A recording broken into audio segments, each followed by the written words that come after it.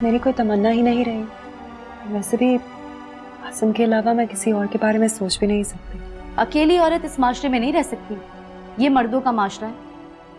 मर्द का नाम साथ होना जरूरी है, वरना लोग खा जाने वाली नजरों से देखते हैं। जब अल्लाह किसी मुश्किल में डालता है तो आसानियां भी खुद पैदा कर देता है। मुझे उस पर भरोसा है और इसी यकीन के साथ मैं हिरा के लिए माँ और बाप दोनों का किरदार बनूंगी। मैं तो अपनी जिंदगी गुजार चुकी हूँ, अब मुझे अपनी बेटी के लिए जीना है। हिरा का मुस्तकबिल मेरे लिए बहुत अहम है। आसिम चाहते थे कि उनकी बेटी का फ्यूचर बहुत ब्राइट हो, और आसिम का ये ख्वाब अब मैं पूरा करके दिखाऊंगी। तुम उसका ये ख्वाब शादी करके भी पूरा कर सकती हो, बल्कि हिरा को बाप का प्यार भी मिल जाएगा।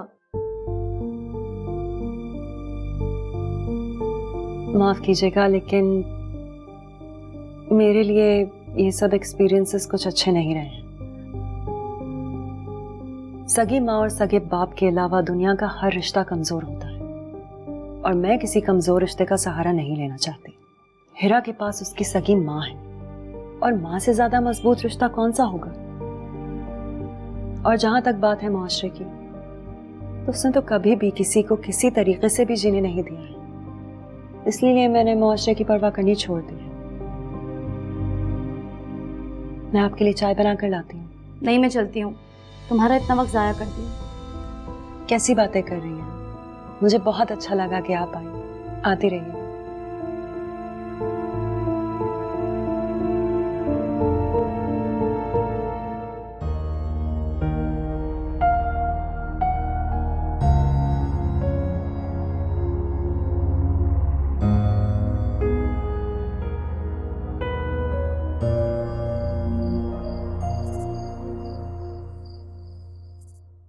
आज शगुफ्ता आपा फायजा के बारे में बहुत पूछ रही थी।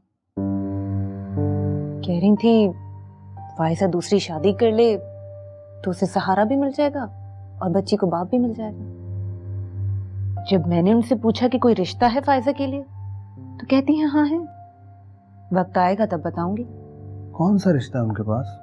ये तो उन्होंने मुझे नहीं बताया। आप पूछ के देखिए, शायद आपको बता दे। अरे नहीं भाई, मुझे क्या जरूरत है उनसे कुछ पूछने की। मुझे तो डर है कहीं वो ये सारी बातें फायजा से ना करते। क्या सोचेगी वो हमारे बारे में? वैसे ही इतनी सेंसिटिव है। अच्छा देखो, फायजा हमें बहुत अच्छी तरीके से जानती है। मेरा नहीं ख्याल कि वो कुछ उल्टा सीधा सोचेंगे हमारे बारे में। वैसे भी शगुफ्ता आप इतनी बेवकूफ नहीं है जो घर की बातें किसी और से करेंगी। मेरी छठी कह रही है वो कुछ और ही प्लानिंग कर रही है। कैसी प्लानिंग? वही तो मुझे समझ में नहीं आ रहा, लेकिन उनके जहन में जरूर कुछ है।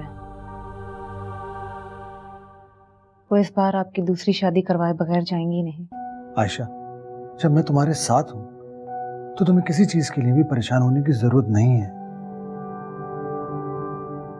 कितना अच्छा होता है ना अगर हमारी भी औलाद होती और हमारी फैमिली मुकम्मल होती। जिंदगी में सबको सब कुछ नहीं मिलता। फायजा को देख लो, औलाद है लेकिन शौहर नहीं। इसलिए जो भी तुम्हारे पास है उस पर अल्लाह का शुक्र अदा करो। ठीक कह रहे हैं आप। आपसे बात करके मैं बहुत मुतमईन हो जाती हूँ। सुबह होते ही शगुफ्ता आपा की बातें मुझे फिर से परेशान करने लगी। रिलैक्स हो जाओ, इन बातों को जहन पे नहीं सवार किया करो, आराम करो।